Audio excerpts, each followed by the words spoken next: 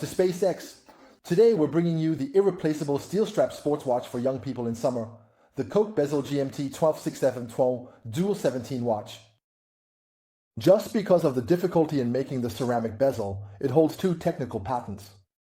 Since 2005, this red and blue watch has been widely sought after by many watch enthusiasts, which has kept its price consistently high. In today's review, I hope to help you solve some of your concerns. Before that, let me share some lesser-known information with you. The officially released classic watches, have undergone years of iterative development, and there are some subtle changes in details over different periods. We name these different versions as Mark II, Mark II, and so on.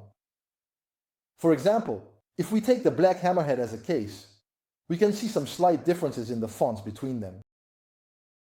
So many times there are some slight differences between the original versions, which is normal.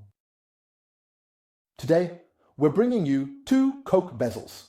One is the Mark II version, which is the same as the original, and the other is the Mark III, which we've specifically named version C.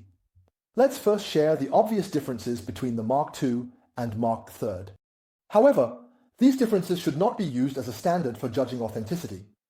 First, let's talk about the color of the outer bezel, whether it's the red part or the blue part. The C version is slightly darker than the jean version.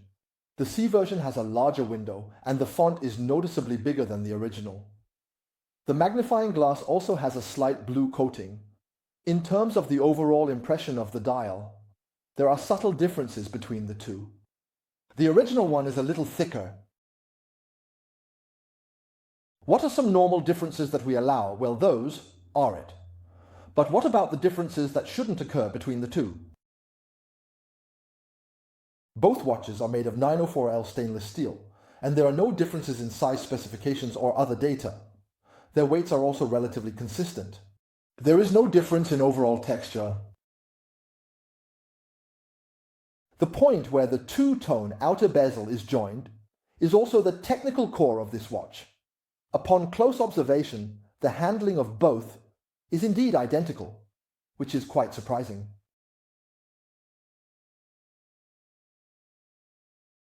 As for the hands, the hour, minute, and second hands, as well as the hand shafts, show no obvious differences, and there are no common burrs. However, the GMT hand on the C version appears to be a deeper red, not as bright and smooth as the original. In the internal engraving of the watch case, after careful comparison, we noticed that the crown on the C version doesn't appear full.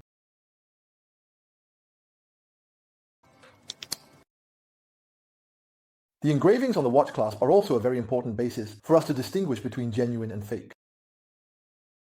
But now there is mature knowledge and craftsmanship, whether it is the frosted texture and structure inside the buckle.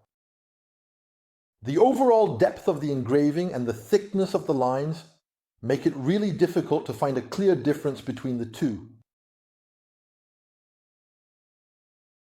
Although the original crown is badly worn, we can still vaguely feel that the 5 origin points of the C version's logo are slightly larger than the original one. Regarding the movement, we'll provide a common A version to give everyone a richer reference for comparison. The A version uses the Shanghai 3285 at movement, while the C version uses the Dandong 3285 at movement. Both movements can achieve around 70 hours of power reserve, close to the official standard. But there are still noticeable flaws in the overall detail and quality that can be caught. For example, the size of the rotor's axis and the crown logo both differ from the original version. The brushed craftsmanship on the movement deck is also far from the original in terms of its fineness. There are visible differences in the size and polish of the foundation screws, as well as the texture of the ruby and gold inserts. The difference between the C version and the blue hairspring texture of the movement shock absorber and the structure of the card paddles is more obvious.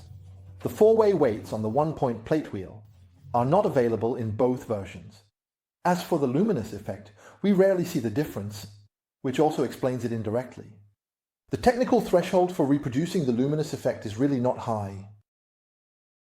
After watching this video, you might be wondering how much the C version costs. Its price might be enough to impress you, but I still hope that friends who appreciate genuine products keep their eyes open. to avoid being deceived. Thank you for following us. If you have more questions, feel free to leave a comment, and we'll provide you with more help and guidance. See you next time.